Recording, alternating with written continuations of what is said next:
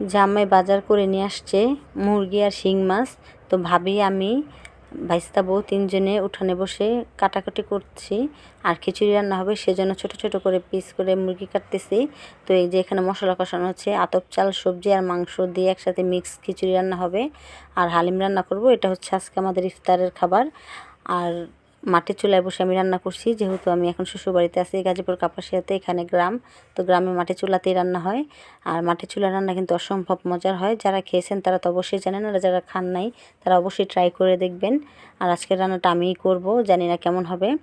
আর এখন এই যে রান্না বান্না হচ্ছে, আর হালিমও রান্না হবে, হালিম রান্না করব। আর গাছের পাকা পেঁপে, তারপর গাছের আরও অন্যান্য ফল ফ্রুট আছে, তো এগুলো দিয়ে ইফতার হবে আজকে। আর এই যে হালিমের প্রস্তুতি চলছে রান্নার।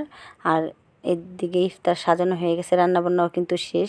খাবার সবার জন্য বাড়া হচ্ছে, শরবত টরবত এগুলো সব কিছু রেডি করা হয়ে গেছে, খেজুর। তো এখন সবাই মিলে ইফতার করব। সবাই ভালো থাকবেন, আল্লাহ হাফেজ।